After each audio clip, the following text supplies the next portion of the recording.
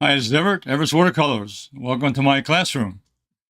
Today I'm broadcasting live from Chesapeake, Virginia, and I'll be sending out my message to YouTube, Facebook, and those people on LinkedIn.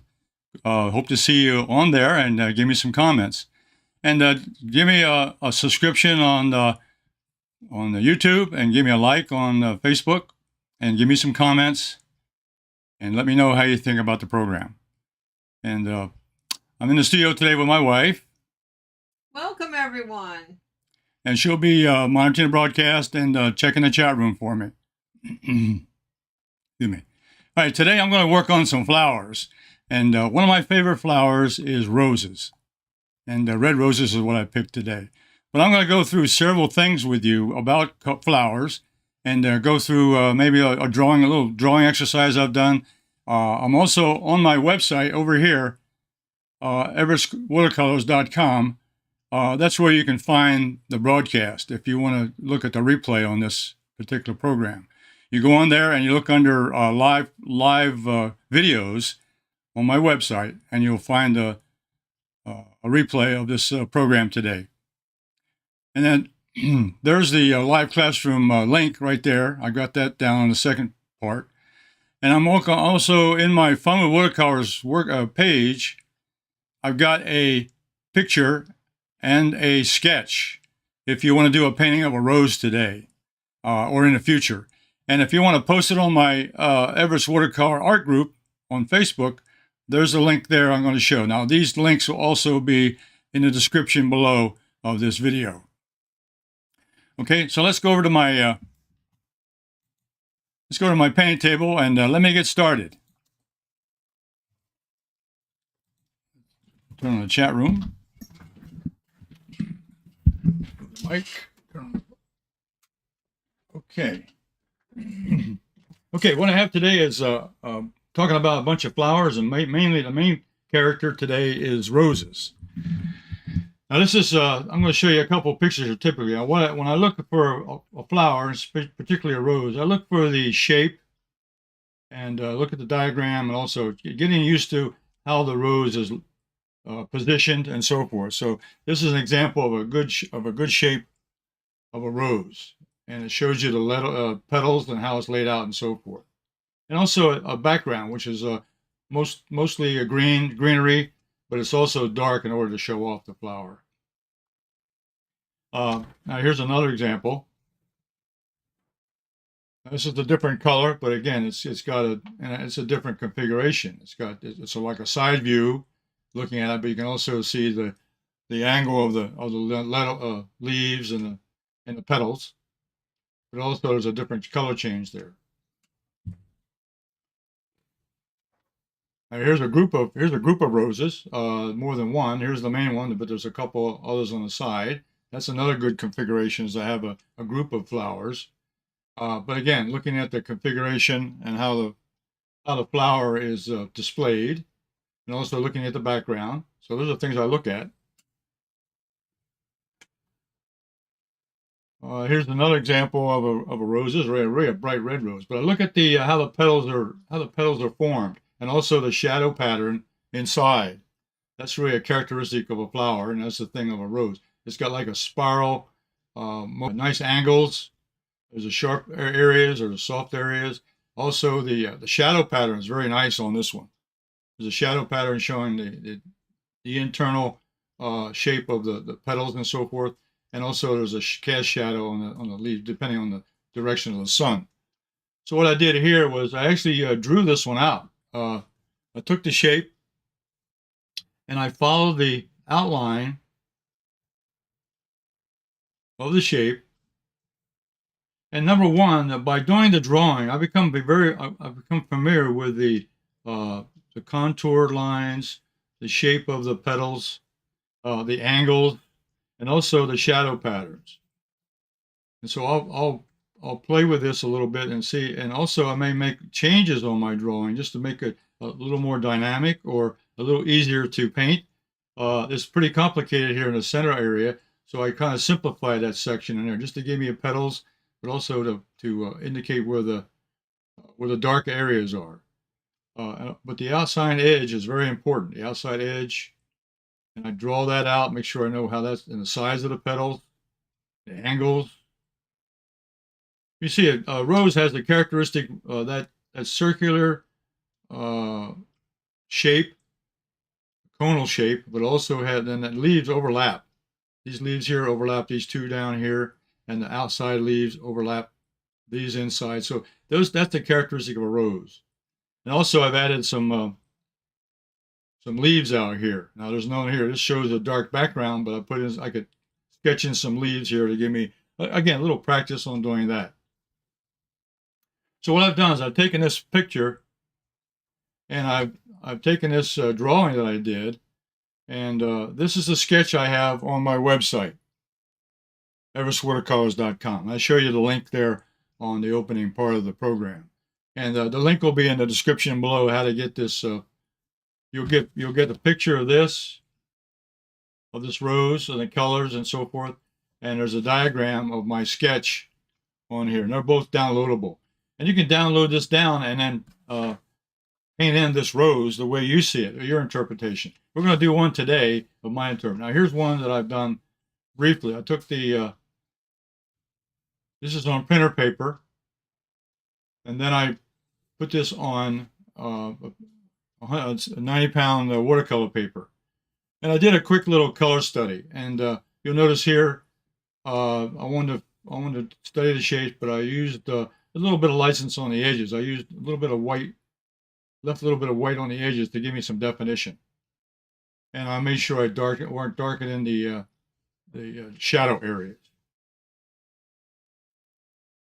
So that's what you can do by downloading the photograph and then downloading the diagram here, the sketch, which is on my website, and then go ahead and try to paint it and then post it on my Facebook page, Fun with Watercolors.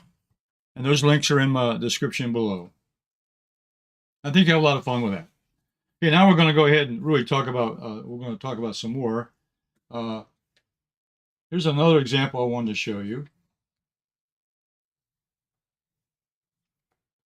This flower here, again, this is a different shape of a rose. This is more of a closed up rose. It doesn't spread out as much, but I love this shape here also. Beautiful shape, and the way the petals form together. And what I did was I drew this. Now I drew this in pen and ink. So I did a drawing. I sketched this one out. Again, I just followed. I put a light pencil line, but I followed the design of the petals. So this is what I do before I do a painting of a flower or whatever. I study the shapes, I study the contour, and I study the shadow patterns of a particular item. And this here, and also there's a little leaves down here and a stem that goes down. And I did this one more time. I took another flower that I found. This picture here, again, it's another angle, it's a side view. And again, I did another sketch down here in pen and ink down here on this side. So these are just practice ones to get familiar with the shapes of a flower and so forth. Okay, let me close out this. So my sketchbook, I use a lot of design work here when I start my painting. So I always do a design sketch. Always do a little preparation drawings and so forth. Let me set this aside. Now another thing I do also, and I've taken my wife is a card stamper. She's a stamper and she does gift cards. And I borrowed several of her stamps in the past. And here's one here I did a little while ago. But here's the stamp, and then here's the painted in watercolor view of that. And here's another one. Now here is the difference between here. This one here is called Peaceful Roses. That's the name. It's a Gina K Design stamp. And this is called Peaceful Roses. This is on 140-pound Gemini paper. This is the same painting, but I did it on 90-pound work. So I did two different. I wanted to test out the different results in different paper.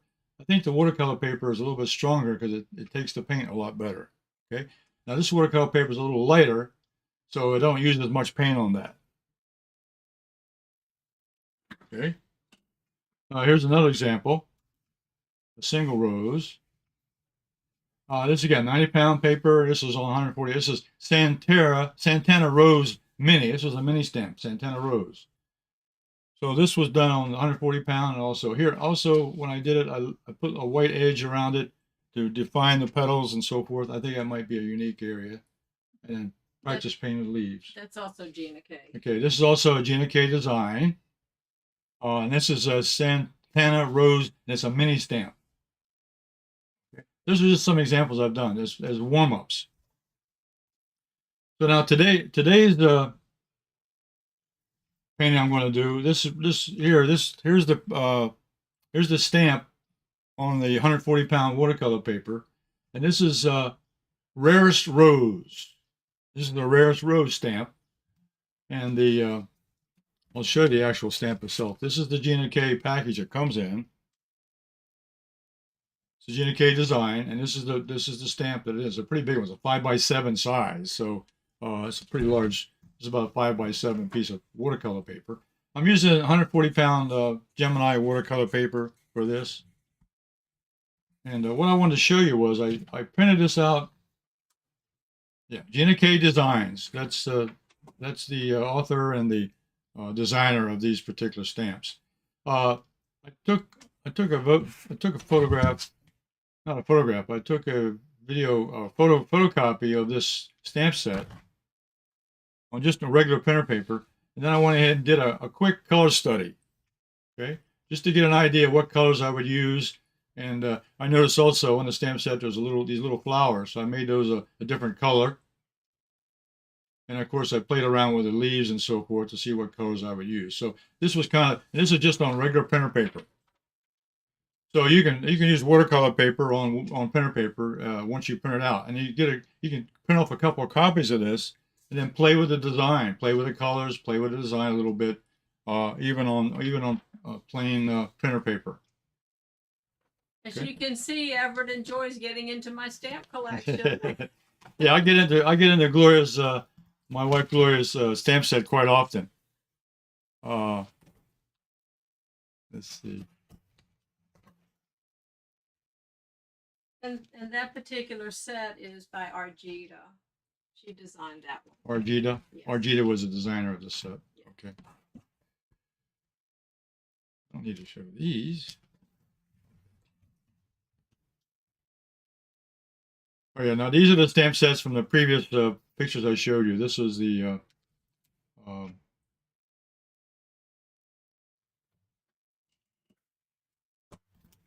this one here, the Santana Rose Mini was.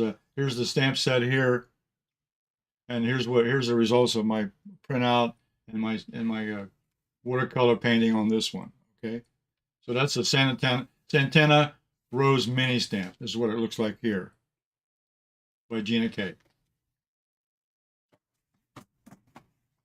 And the other one was the I lost my. This is Peaceful Rose, and this is a stamp set here that came on. So this is a stamp set. That's the stamp set, and that's the painting I did on that. So this is Gina K's Peaceful Rose, and that's the stamp set I used. And there's the painting I did. Turn it around so it looks better that way. Okay. Okay.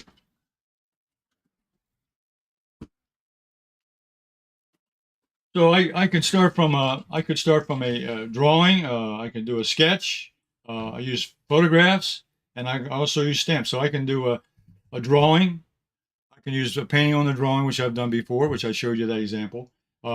I can do a stamp from a stamp set, which I like this one because it's nice, big, and it's got lots of values in this. And as I say, I showed you a rough example here of a color study I've done already. Okay, so we're going to go ahead and paint this one in. This is about a 5x7 size. Let's go over here in my palette. Let's go over my equipment. This is a Silver Brush Quill, which I'm going to use to put in some of the paint. I'm using a Pyrrole Red. The colors I'm going to use today: Pyrrole Red, green #1 for the leaves, Ultramarine Blue, which will darken both the red and will darken the green. And I may use a little bit of titanium white just for highlights. So those are the 4 colors I'm going to use today. Now these are Holbein watercolors, and I also use the Silver Brush brushes, and these are all available on my website, everestwatercolors.com. So those are the colors I'm using, and there's where you can find them on my website.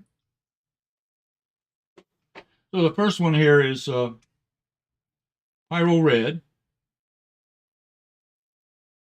and it's kind of my primary red I use because it's a nice bright red, and I can water it down and make it lighter, or I can add more paint to it and make it darker.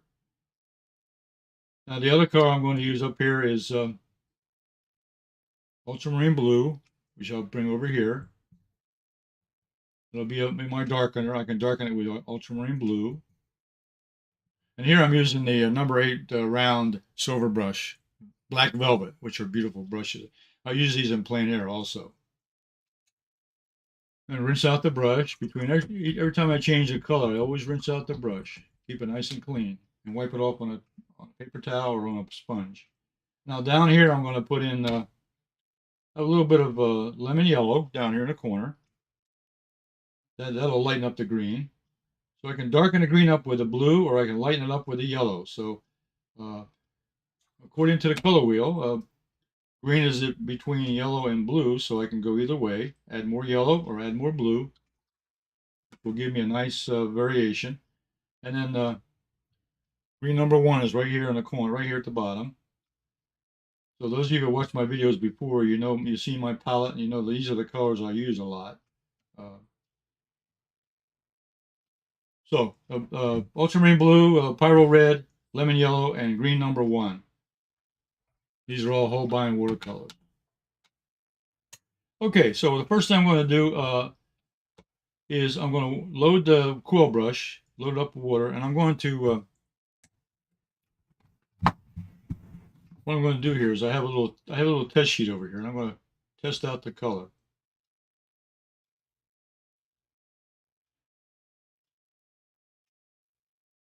Okay, I'm going to do a light color first, a light value. So come in there with a lot of water in it. And what I'm going to do, my technique on this one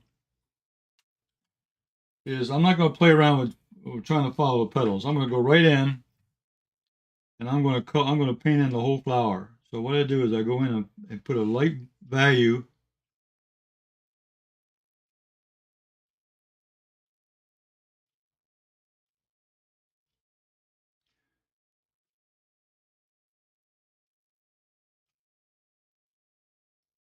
So I'm going to paint the whole flower in at one time. Not going to worry about the values at this point. I'm going to put in. So I put in the light value first to give me a light tone. I'm going to maybe leave some white paper showing. It's okay. There'll be some white highlights anyway. And there's this other rose down here. I'll put this one in. Good. Now you can take that printout I did on my website, and you can print that off, and also you can paint that one just like I did. I showed you before in the beginning.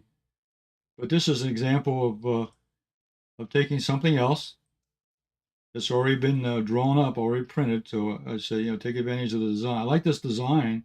It's a beautiful design. So I wanted to use that rather than try to draw it up, which can be done. Okay, now I'm going to take a smaller brush now. I'm going to take a smaller brush. I'm going to go around and check some of the edges here just a little bit. Take a smaller brush and make sure the edges are covered.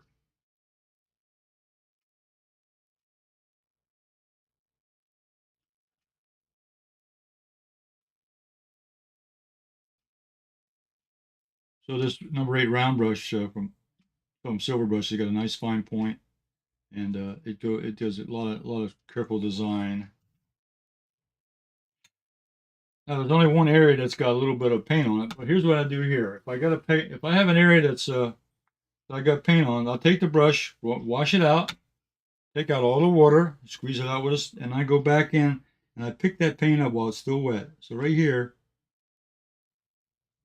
this little leaf here, which is not a big deal, but just to show you, if you did go over a little bit, take a nice damp, or take a clean brush and go back in and pick that paint up.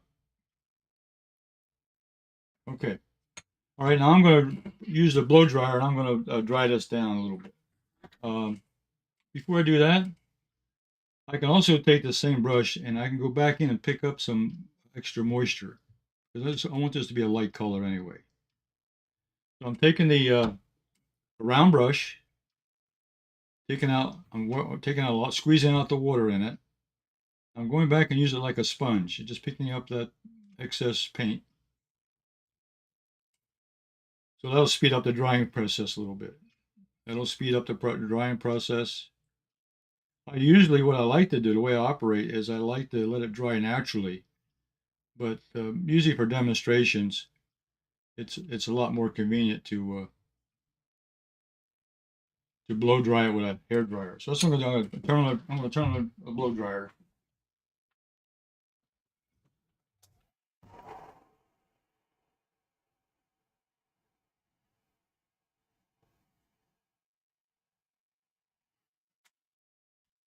Now, before I get it too dry, I'm going to take a tissue, and I'm going to blot up some of the color.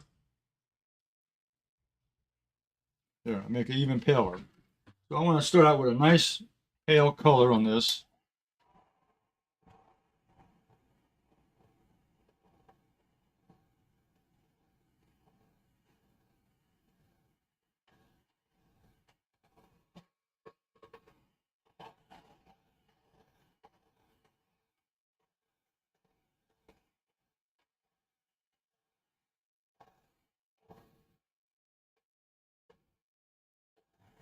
I have a question. Can what you're doing on this be applied to all of the roses that you showed using the same brushstroke and technique? Yes, the coloring and the brush strokes and the type of style down here you can do with any of the roses. You have your there's several ways to paint a flower. This is just one simple way of you block in the color. Then we can go back in, add in the contrast into the petals to give them a little, again, lights and darks. But I want to go and get the colors in here before I go any further. I think the next thing I'll do is I'll put in the leaves. So I'm going to go ahead and put in, I'm going to start with, going to use the Silver Brush number 8 round. I'm going to mix a light green first.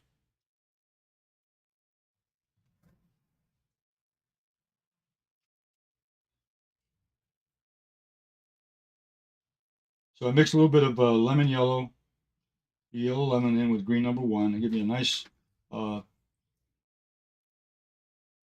ahead and put in the larger leaves. I'll start with the larger leaves. They're easier to eat, be a little quicker. And I'll go bounce up here. I like to work the whole painting. I don't like to do it in spots. What I want to do is I like to work the whole painting so that I go around and cover areas over the whole painting. So I get an idea of how things are going to flow together. Get an idea how it's going to look overall. So I'm putting in these colors. Let's see, I may put one more light one up here. You'll notice I'm going to vary the green. The green is an area that you have to be a little cognizant of sometimes. You don't want to have the same greens. You don't want to have the same values.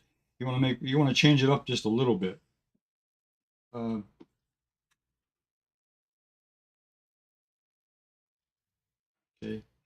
Yeah. Any of the roses I do, anything that if you downloadable rose, you can download that and do the same techniques on that one. I add a little blue to the green number 1, and they make these a little darker now. So I make a little value change here, just a little blue into that green, and also it gives me a little contrast between his leaves, so that they all don't look the same.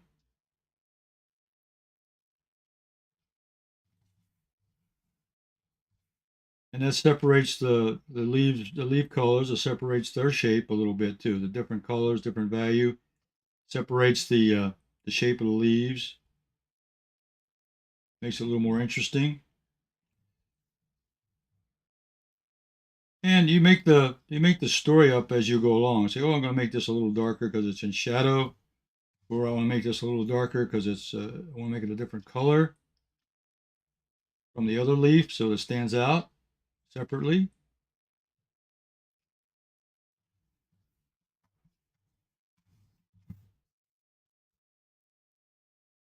Because I got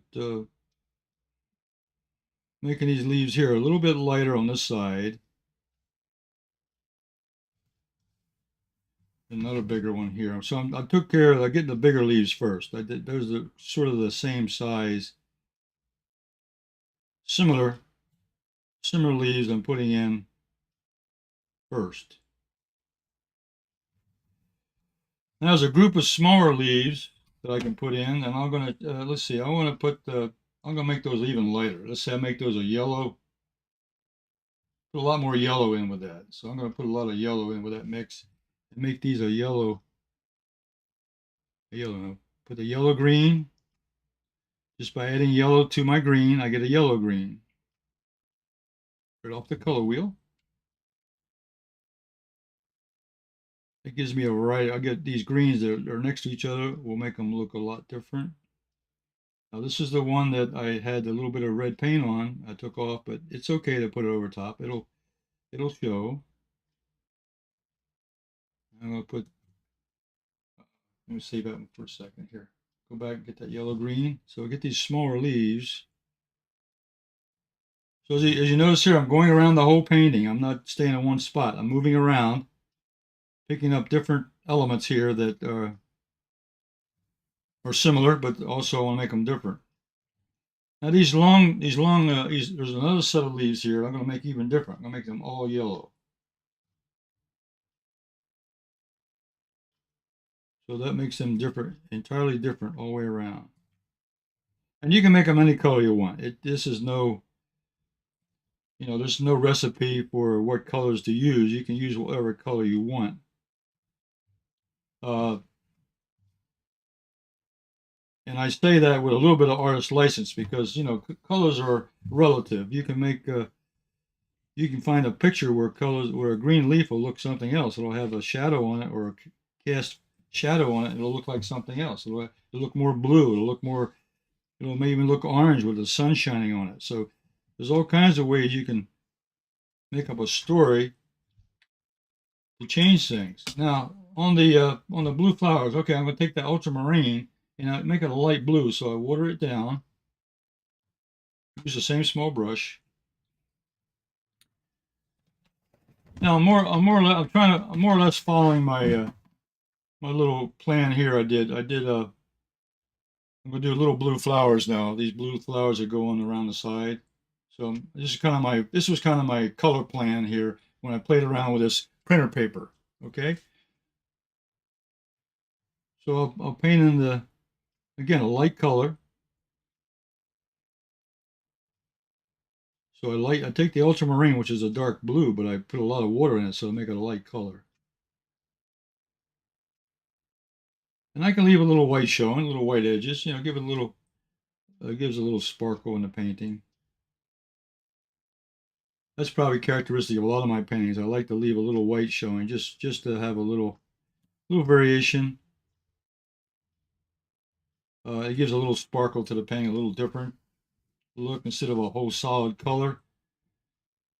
It could be a highlight, it could be a spark, it could be something shining on it.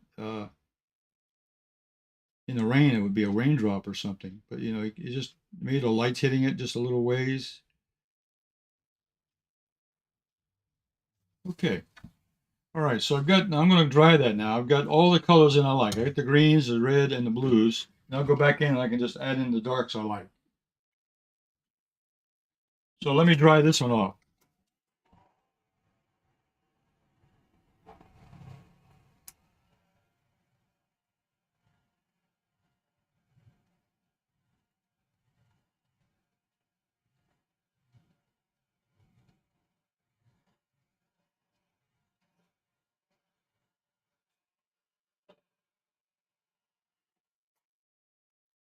Okay, all right. Now, so we got the color plan in there. We got the colors we like.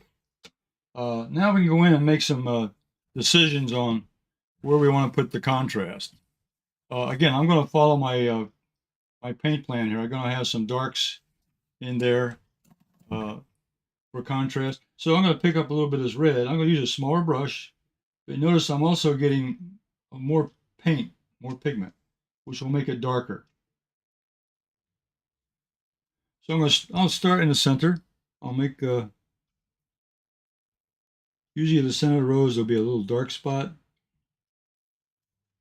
The dark center of the rose will come in. And as you go out from the rose, the flowers fold, the edges of the flower fold. Let's see.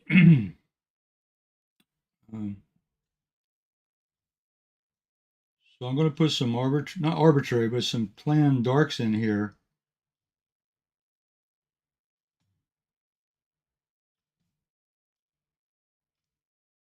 And I know that the way the leaves work, they go out from the center out, and they get larger as you move out.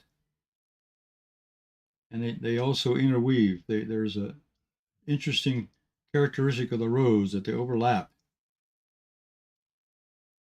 and they interweave. They don't go one on top of the other. They go in between. So that's the characteristic of the rose. A lot of flowers are that way, but the rose especially has that folding characteristic.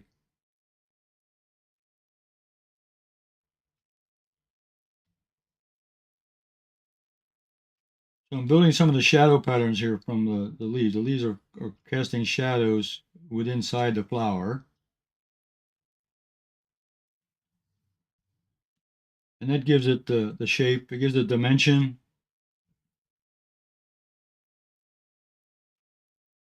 I'll bring up a little closer just to see what I'm doing. I'm painting some of the closer points, getting some of the darks inside the flower.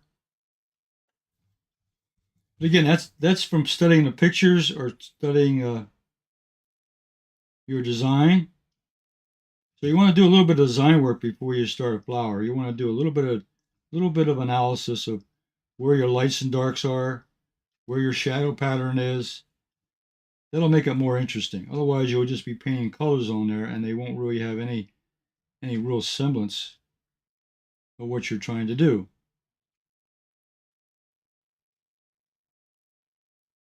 This big petal out here on the outside, put a little nice big shadow on that. You can see I'm leaving a lot of lights, a lot of light paint left. So I'm giving myself some leeway here on just how much more darks I want to put on this. Okay, I can darken it as much as I want.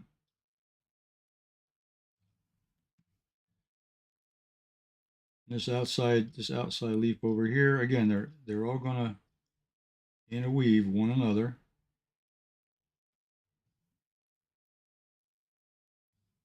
Okay, and there's this rose down here. We'll start in the center again and work out. So this is where you want to take your time with a small brush like this. Just take your time and then start coloring in some of the dark areas. I like to work in from this one. I like to work from the center out, and then keep track of the shape you're working on. Go around this blue flower a little bit. Now the red against that blue will break that up a little bit. That's almost a natural boundary right there. The red against the blue.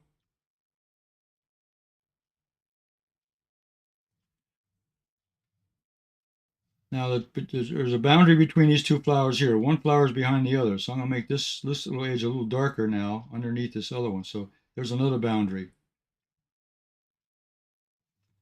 This flower down here is behind. This one's in front of this one, so I'm making a little boundary right there by putting it darker on this. The lower one gets a darker edge.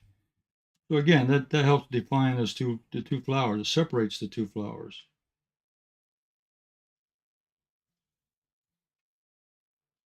So continuing around, getting that shape. This one here has a little shadow, not shadow, but yeah, a little shadow under this petal.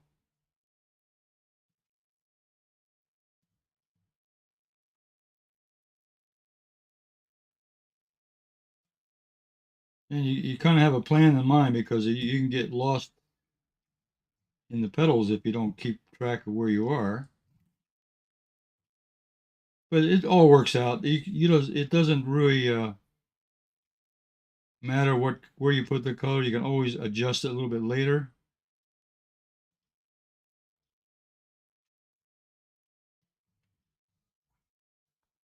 So I can keep adding more color and color to that as much as I want. Okay. But it's starting to build up as a shape, and you know, sometimes I'll work on it and get away from it, and then work on it some more later. Uh, Now, what I like to do though is I like to take the same brush and take a lighter mix here, which is that same Pyrrole Red, and with a lot of water. And I like to take this where I put the dark and kind of feather it out just a little bit, kind of blend that out so it's not a hard edge. It should be a soft edge around those reds. And the way you do that is you blend it out with a wet brush. So now I'm softening up that red I put in there. Okay, now it's starting to look more like a rose because now I'm taking away that hard edge.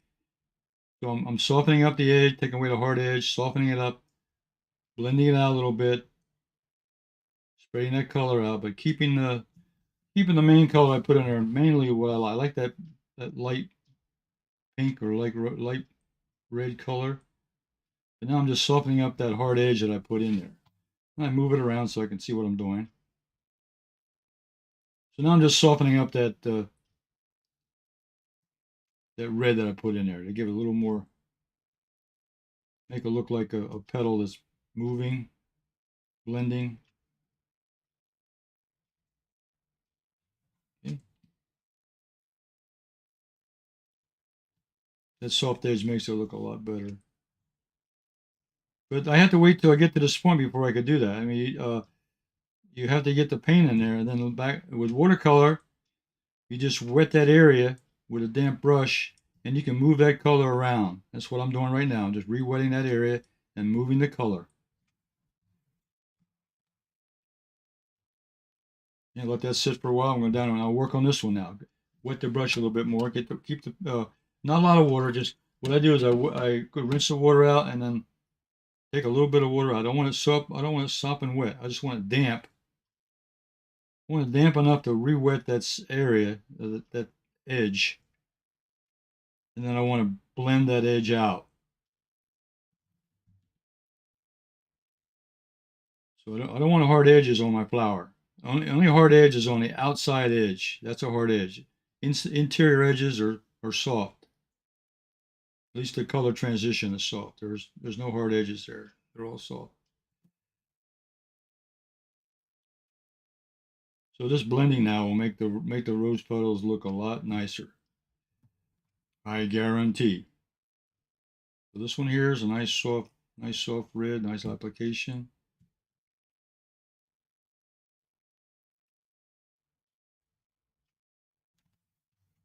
Okay. All right, that's the softening up process. That's the softening up process. And I'm gonna leave some of the white paper where it is. I could fill that in with paint if I wanted to, or just leave it the way it is. Okay, now on the blue flowers, I want to put a little bit of darker center. So I'll go back to my ultramarine deep, and I'll test it on a sheet of paper. Yeah, it's nice and dark. Okay. And with this fine point now, you form the edge. I roll the brush to get a nice sharp edge. And that sharp edge will give me a nice point. I can go in there and do a nice fine line. Okay. Now what I want to do is go in here to the center of these flowers now, these blue flowers, and darken the center. And then put a couple dark accents coming off, which could be veins in the flower. I'm gonna make them all the same. I'm gonna make them different sizes. One's long, one's short. But I start with the center, which is dark, and then I branch out a couple of these little veins, I call them, little veins or something, whatever, little parts of the flower. I'll go to this last one over here, darken the center, and add in some of the accents. I call them accents. They're darks against light. And I make them different sizes, one long, one short. Okay. So you can see the accents here on the blue flowers. Brings those out. Now I can work a little bit on the leaves. I do the same thing there. I can take some of that, they're all light, so it's easy to put a dark color in. So I'll take some of that green number 1. So I'm mixing green number 1 now. Green number 1. I'm going to mix it in with a little bit of ultramarine blue. Now I got a dark green.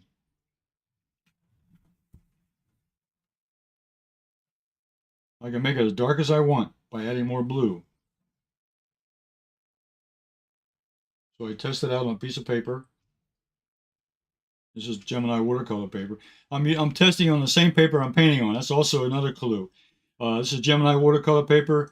My testing on I don't want to test on a different kind of paper because I'll get a different look. I'll get a different result. So use test paper that's the same as the paper you're painting on. So here I'm going to just add in some accents here. I'm going to add some dark, especially next to the flower.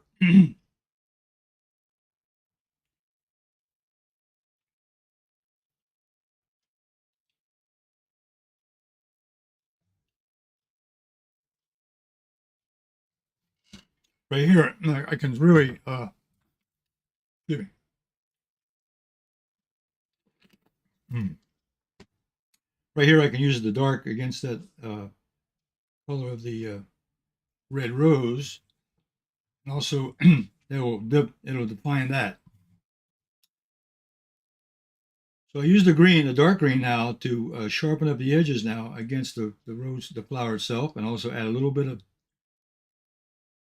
variation, a little bit of change to the green leaves.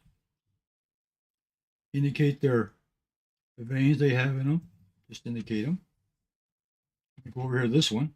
I like to move around the painting. I don't like to stay in one spot. So compare this one over here. This separates the leaves from the flower by dark. Then I'll put in some of those veins just to give a little texture, a little variation in color. And I can even separate the leaves a little more. I can put a little dark here down and give a little shadow here next to this leaf to give it a little shadow below. So I can play around with the leaves a little bit. I can make them a little darker. Over here, I'll just put a few things, just a few marks on that one. Okay. Now those last little leaves, not much, just a little. Not as dark now. This is like a medium green. So I add a little bit of green one, but not as much blue in it. It's like a medium green. And I can go back in here now, and I can add in maybe a little change on these. Just add a little change to these leaves. Just maybe one side's in shadow, and the other side is in light.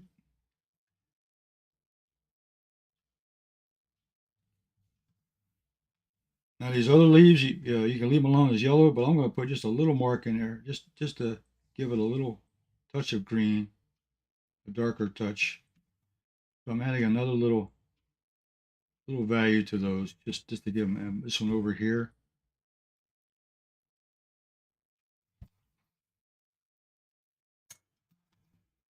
Okay, so that's kind of where I am. I would say this is a point where you let it sit down for a while, and then let it dry a little bit. Then you go back. You can work on it some more. You can add more contrast. You can add more detail and so forth. Also, I have I have a tube of titanium white, and sometimes this is where you want to clean out the brush really good. You don't want any paint in your brush. So rinse it out in clean water, wipe it off with a towel or a tissue, and then I pick up some of that white.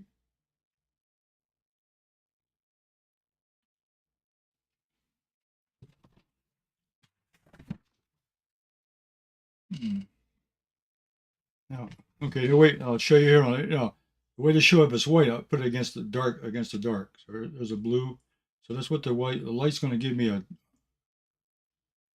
The light's going to give me put light against the dark, it's going to lighten that up. See, so I can put touches of white on top of watercolor paint. So if I want to go in and do a little touch up, if I want to put a little edge on the edge of some of this flower, I can go in there and put little highlights, especially around the center. I think the most important part of the flower is the center. So I can go in and put little highlights in there, just little highlights. That's what I like to do, is kind of beef up that center a little bit.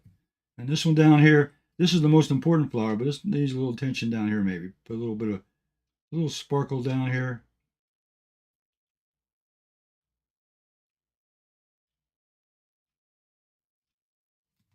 Okay, so by adding a little bit of white paint on there, you can also add some interest and a little bit of variation to the painting. Okay, so this is a painting, but it's a 5x7 card outline, so it could be cut down, trimmed up, and put on a card. Now, my wife Gloria does that all the time. She'll take one of my paintings or part of a painting, and then she'll make a card out of it. Now, you can take a card like we did here and paint on it. So you have options. So here's one that I did earlier. Now here I add a little more color, a little darker in some places, and I added a little white now. You can see here I added white on the petal itself. I made more highlights on the petal itself. So that's the one I did earlier. So, they're not all, you're never gonna, when I paint, everything's gonna be the same. In fact, anyone that does a painting is never gonna be the same. But let's take this one, and if I want to make a painting out of it, I can take a mat, pick a simple mat board with a frame. It's an 8x10 frame. And I can turn that into a small painting. Voila.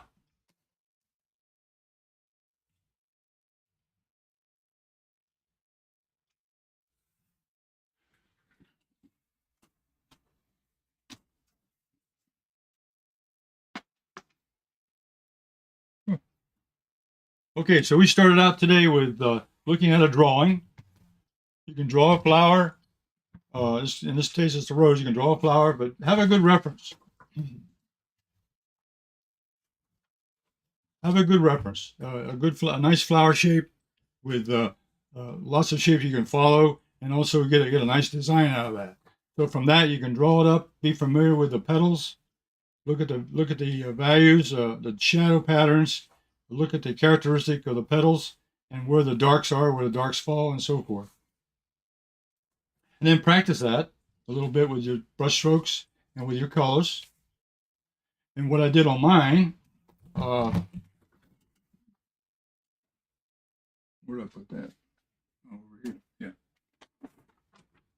I took an actual copy of the design off of the stamp set, the Gina K Stamp Set, and I played with that with watercolor or color pencils. Okay. Now I can go in here now if I want to. Let's leave this one alone. One last thing I want to show you is that watercolor pencils also are a wonderful thing to use. And these are on my website. I have a General Pencil has a nice set of watercolor pencils. And so if I want to go in and work on detail, this happens to be a 24. If you start with a watercolor set, I would recommend a 24 set, because there's lots of variety of color to use. You got more varieties of red and greens and blues and yellows.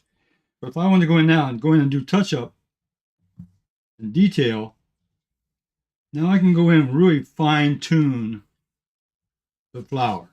Okay. And that would put the finishing touches or the final touches on your design or on your painting, or on your stamp. It could be a drawing. You could do a color pencil drawing. You could do a watercolor pencil drawing. Do a painting drawing. And this would be my final step would be to go in and do any touch up on the actual painting itself. This would clean up the edges. It would add more detail. in some places. So those are the steps that I go through. I go through a design step where I look at the colors, I look at the pictures, painting, I get examples, several examples, not just one, several. Look at the coloring, look at the shading, look at the shadow patterns. Now the background would be pretty simple. I could put in a wet on wet wash back here and put a dark blue or a dark green, greenish blue, purplish blue in the background to make this work. I decided to leave it on white paper. I think it's much more attractive that way because it looks very much like the card itself. Okay, so that's the finished product as a painting, and also with the design of using the color pencil. So those are a few of the little tricks and techniques that I would use on doing a flower, any flower. It'd be could be daisies, could be roses, dandelions, whatever. Yeah. Okay, these pencils, these general pencils, are available on my website. I have a 24 set here, and I have my own folder I carry in it. I take this on my plein air too. When I go out paint outdoors, I take my pencils along with me because I can also draw, sketch, add color, whatever, and then I just add water to it and I'm done. Okay, so it's very handy, along with my color pencils. I use color pencils, watercolor pencils. They all work. Okay.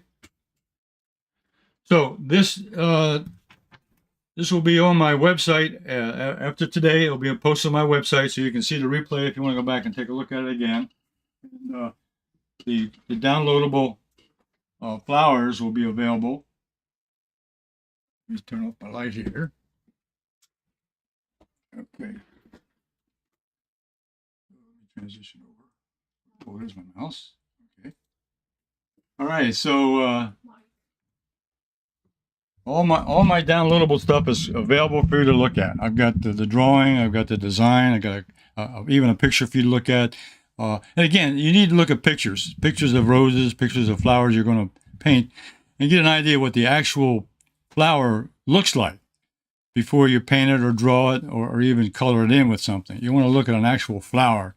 What I do when I go plein air is painting from the actual object is more important than painting from a picture. A camera will take away a lot of the actual color that you actually see. It's better if you can do it live with the actual element in front of you and paint what you see. Paint the colors you see and how you see it. That's the best way to paint a color on anything. Okay, well, I really enjoyed today. I enjoyed the opportunity to show you how I paint flowers. This was an example of my favorite roses. And I took the opportunity using a stamp set from Gina K, which is a beautiful stamp set that I found. And in fact, I even ordered that one special so I could use it here for a program to demonstrate a painting technique. So I hope you enjoyed that today. And all the links to my website and to my Fun with Watercolor art page is also available here to the left. I'm showing you over here my website, my downloadable links, and the watercolor page where you can actually post your painting if you want to do. And I'd love to see some feedback from you on what you think, and get some questions and get some ideas of what you'd like to see in the future. I've always enjoyed doing this broadcast every week. So I'll be back again next Thursday at 2 o'clock. Eastern time. Yeah, that's 2 o'clock Eastern time. Next Thursday, 2 o'clock Eastern Standard Time.